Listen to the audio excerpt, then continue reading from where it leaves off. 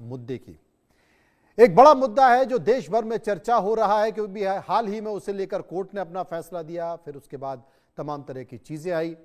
अब उन्हीं पर कुछ सवालात हैं, कुछ सवाल जवाब हैं, हम करना चाहते हैं। हमारे साथ मौजूद हैं ऐश्वर्या सेंगर, जो कि कुलदीप सेंगर पर जो तमाम सारे आरोप लगे हैं उनका जवाब देने के लिए हमारे साथ जुड़ी हैं। वो कुलदीप सेंगर की बेटी हैं। उनसे हम पूछने की कोशिश करेंगे, इस मामले को समझने की कोशिश करेंगे, क्योंकि एक तरफा पक्ष अभी तक चल रहा है।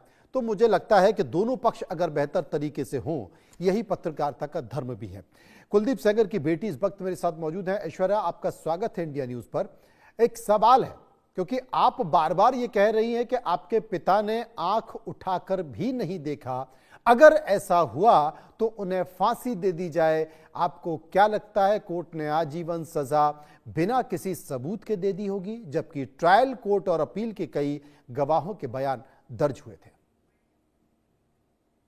मैं आपको बताना चाहूँगी कि जो मेरे पिता को इस मुकदमे में सज़ा हुई है वो सिर्फ इनकी टेस्टिमनी पे हुई है। आप लोग में से जितने भी लोग कानून जानते हैं वो जानते हैं पॉक्सो के प्रावधान में सिर्फ पीड़िता की गवाही ही काफ़ी होती है। और मेरे पिता को भी, हालांकि वो स्टर्लिंग क्वालिटी की होनी चाहिए, हमारे में वो स्टर्लिंग क्वालिटी की नहीं थी, लेकिन यही सब ग्राउंड्स लेके हम अपील के लिए गए हैं आगे।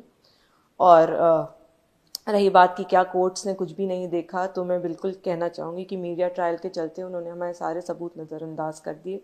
इसी की वजह से हमने दिल्ली हाई कोर्ट में एक अपील फाइल की थी, जो कि अभी भी पेंडिंग है।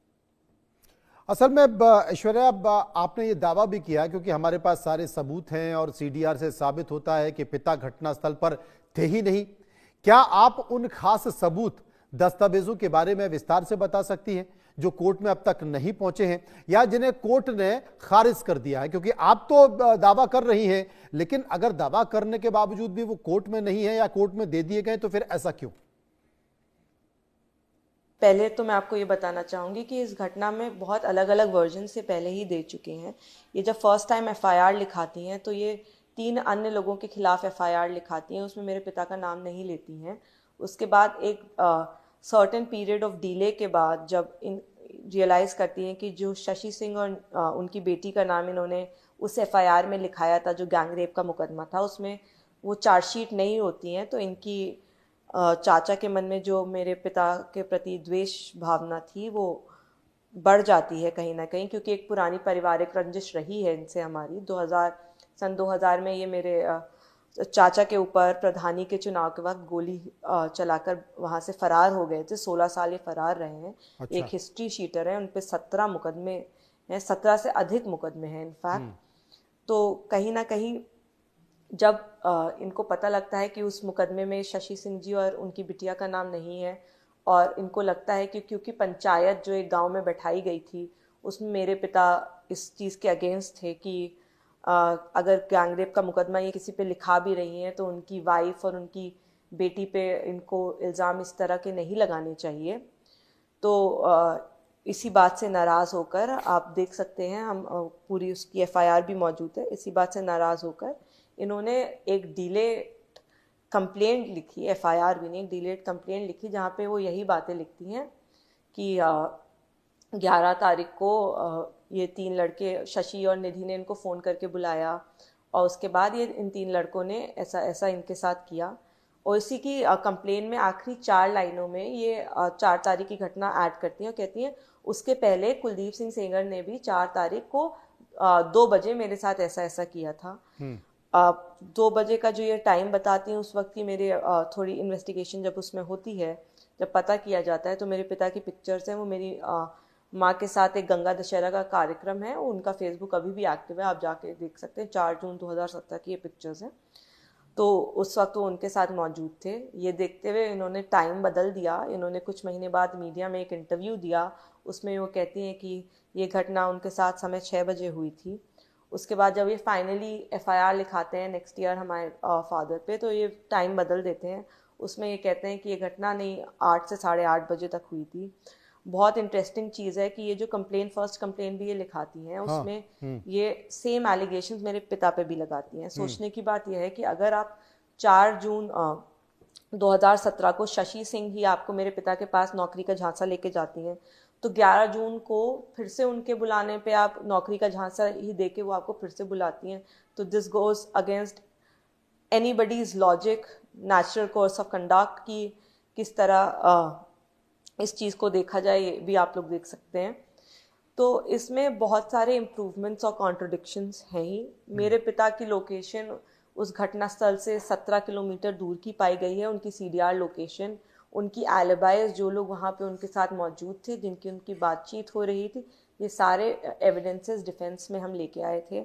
इन सारे एविडेंसेस को जज साहब ने नज़रअंदाज कर दिया, सिर्फ एक बात कह के कि ऑर्डर में नज़रअंदाज कर दिया गया है, बट कि जो उनकी टेस्टिमनी है, क्योंकि वो हम 4 बार के विधायक थे, तो ये कहाँ तक सही है कि क्योंकि इंसान जी कोई आपके हिसाब से वो एक पावरफुल पोजीशन में थे, तो उसके पास जो भी साइंटिफिक एविडेंस है आप उसको भी नकार दें। CDR, उनकी लोकेशन, आपने कहा बहुत सारे कॉन्ट्रडिक्शन हैं, आपने पीड़िता के परिवार के साथ पुरानी दुश्मनी का भी जिक्र किया। तो क्या आप ये बता सकती हैं कि दुश्मनी कब और कैसे शुरू हुई, और क्या उस दुश्मनी का कोई लिखित दस्तावेजी सबूत पुलिस को रिपोर्ट या कोर्ट के केस के दौरान ये मौजूद है? इनसे हमारी दुश्मनी, इनका भी जो परिवार है वो पूरा ही हिस्ट्री शीटर परिवार रहा है, इन सब पे मुकदमे थे। इनके चाचा 2000 में प्रधानी का चुनाव चल रहा था हमारे गांव में, उस वक्त ही मेरे चाचा के ऊपर जान का हमला करके वहां से फरार हो गए थे। इस चीज का लिखित भी डॉक्यूमेंट है। इनके जो 17 मुकदमे हैं, मैं आपको गैंग चार्ट दूंगी, आप अपने दर्शकों को भी दिखा सकते हैं कि ये जो 17 मुकदमे हैं उनमें जो इन्होंने मेरे चाचा के ऊपर जो फायरिंग की थी उसका भी मुकदमा इनके ऊपर है, और 10 साल की उसमें इनको सजा भी है। वो फिलहाल इस वक्त तिहाड़ जेल में है। ये जो प्रधानी को लेके जो रंजिश थी वो कहीं ना कहीं उनके मन में पहले से पल रही थी। 2016 में ये वापस आते हैं, फिर से प्रधानी का चुनाव लड़ना चाहते हैं। प्रधानी के चुनाव के जो पैम्फलेट्स वगैरह हैं ये भी ऑन रिकॉर्ड लगे हुए हैं, ये भी मैं आपको चाहूँगी कि आप लोगों को दिखाएं। तो कहीं ना कहीं ये राजनीतिक रंजिश तो इनके मन में पल ही रही थी।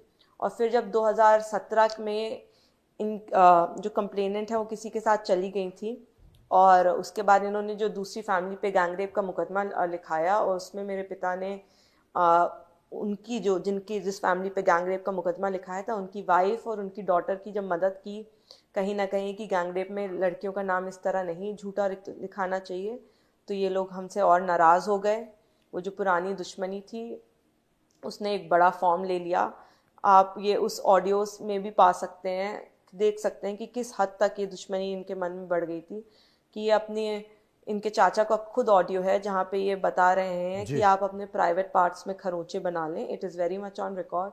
वो ऑडियो भी अगर लोग सुन सके तो जी। और इसी तरह से और भी पॉलिटिकल पार्टीज इनके साथ जुड़ती रही। 2022 में तो आपने देखा ही होगा कि इनकी माताश्री ने कांग्रेस से विधानसभा का चुनाव लड़ा है। कांग्रेस पार्टी का जैसा आपने बहुत सारी रोल बातें इसमें कही हैं, रहा आपने है, बहुत सारी वो बातें किसी कही से हैं। छुपा आपने नहीं। कहा कि पीड़िता ने पहले अन्य लोगों पर केस किया, झूठे केस किया, आपने जिसका जिक्र किया। बाद में फिर आपके पिता का नाम जोड़ा गया। आपके पास ऐसा कोई दस्तावेज है, रिकॉर्ड है साबित करने के लिए क्या जानबूझकर कोई किया गया या गलत तरीके से नाम जोड़ा गया, और क्या ये अदालत में दिया गया, फिर अदालत ने क्यों नहीं माना? जो फर्स्ट FIR है आप वो देखेंगे, जैसे कि मैंने आपको बताया, फर्स्ट FIR देखेंगे, उसमें इन्होंने 11 जून की वो घटना बताई है, और हमारी घटना ये 4 जून की बताती है। उसमें वो FIR मैं आपको दूंगी, आप अपने दर्शकों को बेशक दिखाएं कि उसमें ये कहीं मेरे पिता का नाम नहीं लेती हैं। उसमें ये कहती हैं शशि सिंह जी और उनकी बेटी ने मुझे नौकरी का झांसा दे के बुलाया, इन 3 लड़कों ने मेरे साथ ऐसा ऐसा किया। इस वक्त तक मेरे पिता की उसमें कहीं भी बातचीत नहीं आती है। इनफैक्ट उसके बाद वो निकल के जुडिशियल मजिस्ट्रेट के सामने भी पेश हुई हैं, उसमें भी उन्होंने सेम बयान दिया है। और फिर क्या कहते हैं, बाहर निकल के उन्होंने उसी वक्त मीडिया में इंटरव्यू भी दिया है, उसमें भी उन्होंने यही सेम बयान दिया है। और इन सारे बयानों में कहीं भी मेरे पिता का नाम नहीं आता। ये तो जब दूसरे केस में चार्जशीट फाइल हो जाती है, शशि सिंह जी और उनकी बेटी का नाम उसमें नहीं होता है, तो कहीं ना कहीं एक प्लानिंग के तहत कुछ लोकल लोग भी इनसे मिलके, जो कि पॉलिटिकली इंक्लाइंड थे, दूसरी तरफ से विपक्ष के लोग, वो मिलके इन सब ने एक घटना रचित की। इसी वजह से जो चेंज ऑफ टाइमिंग्स है, इतनी बार इनको समय बदलने की ज़रूरत और अपनी बातें बदलने की ज़रूरत इसीलिए पड़ी क्योंकि ये हर वक्त इम्प्रूवमेंट करते जा रहे थे। ये देख रहे थे कि कब ऐसा टाइम आए कि वो मेरे पिता को उस टाइम फ्रेम में वो फंसा सकें कि वो थोड़ा माखी के पास मौजूद हो। लेकिन ये हमारी खुशकिस्मती कह लें या कुछ भी, उस दिन मेरे पिता के डायरी में घर का निजी प्रोग्राम था तो वो मेंशन नहीं था, लेकिन उसकी फ़ोटोग्राफ्स हैं और सारी चीज़ें लगी हुई हैं और हमारी लोकेशन वहाँ की बता रही है। तो ये ज़्यादा लोगों को उस वक्त तक पता नहीं था, लेकिन वरना ये शायद टाइमिंग और भी बढ़ा के आगे के करते। तो हम बहुत ही हमारे पास इस पूरी घटनाक्रम के जो भी इस समय ये बता रही हैं, सबके हमारे पास electronic evidence, video evidence, photo evidence मौजूद है। जब कोर्ट ने आपके पिता को दोषी करार दिया, लाइफ इम्प्रिजनमेंट की सजा सुना दी, उस समय आप क्या सोचती थी? क्या उस फैसले के बाद भी आपको पूरा भरोसा था कि जांच पूरी तरह से निष्पक्ष होगी, आपके पिता को कोई सजा नहीं होगी, आपके पिता बरी हो जाएंगे? देखिए, मैं ये तो बिल्कुल बोलना चाहूँगी कि जो जांच एजेंसी थी और हमारे केस में सीबीआई, उसने कहीं ना कहीं दबाव में काम किया है, जिसका सबसे बड़ा एग्जाम्पल ये है कि आपने पाया कि इन्होंने एक झूठा सर्टिफिकेट लगाया है अपनी उम्र कम बताने के लिए, तो भी आपने कोई एक्शन नहीं लिया। आपने बस कह दिया कि ये झूठा सर्टिफिकेट है। इनकी 4-5 अलग डेट ऑफ बर्थ्स हैं। उसके बाद आपने स्वयं बोन ऑसिफिकेशन कराया है इनका। UMC Unnao, RML Lucknow, AIIMS Delhi, सब कह रहे हैं कि ये 18 साल के ऊपर है।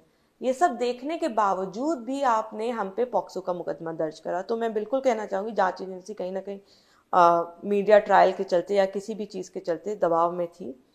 और जब मेरे पिता को इसमें सज़ा सुनाई गई, I think I blame it on the media trial of course, क्योंकि हमें एक ऐसी इमेज दे दी गई कि हमारे पक्ष में जो सबूत थे वो कहीं ना कहीं नज़रअंदाज कर दिए गए। और इसीलिए हमने जो अपील फाइल की है उसमें हमने सारे ग्राउंड्स ले रखे हैं और मुझे अपने देश की जुडिशरी पे पूरा विश्वास है। और मुझे उम्मीद है कि जब ये सारे साक्ष्य देखे जाएंगे, लोगों के सामने रखे जाएंगे, तो वो सच कहीं ना कहीं बाहर आना ज़रूर है। लेकिन मैं आप लोगों के सामने इसलिए बैठी हूँ कि सच इतनी देर ना हो जाए सच बाहर आने में कि एक इंसान जो 8 साल ऑलरेडी अपने उम्र के ऐसे झूठे मुकदमे में काट चुका है, उसको और भी बहुत समय लग जाए न्याय पाने के लिए। आप तो अपनी बात रखी रही हैं, लेकिन आपकी छोटी बहन इशिता सेन ने भी खुली चिट्ठी लिखी है कि परिवार की पीड़ा और न्याय व्यवस्था पर सवाल उठाए। क्या दोनों बहनों के पास कोई ऐसा सबूत है जो हाई कोर्ट या सुप्रीम कोर्ट में छूट गया हो या पेश नहीं किया गया हो?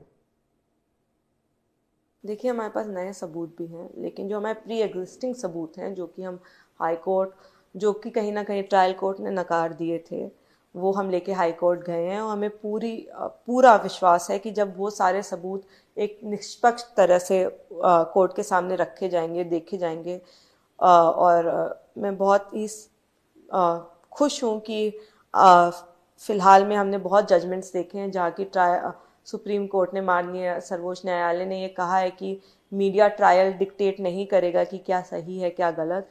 तो मुझे पूरी उम्मीद है कि वो हमारा सच देखेंगे, हमारी पूरी बात देखेंगे और उसके बाद फैसला सुनाएंगे। और हमें न्याय की पूरी उम्मीद है। We trust the judiciary of this country और उसी विश्वास के साथ हम पिछले 8 साल से मुकदमा लड़ रहे हैं। खैर, आपको न्यायपालिका में भरोसा है तो निश्चित तौर पर अगर ये तमाम सारी चीज़ें हैं, सबूत हैं, तो वहाँ रखिए, क्योंकि हाई कोर्ट से ज़मानत मिलने के बाद सुप्रीम कोर्ट में ये बात गई, बहुत सारे लोगों ने विरोध प्रदर्शन किया, उसके बाद कोर्ट ने फिर एक संज्ञान लिया है। हो सकता है कि जिन सबूतों का जिक्र, जिन तथ्यों का जिक्र आप कर रही हैं, उन्हें कोर्ट में रखिए। हो सकता है कि शायद कोई ऐसी स्थिति निर्मित हो जाए। फिलहाल आपने हमसे बातचीत की, आपका बहुत बहुत शुक्रिया। तो फिलहाल खबरों के सफर में इतना ही। बाकी की खबरों के लिए आप चलते रहिए इंडिया न्यूज़ के साथ। मुझे दीजिए इजाजत। नमस्कार।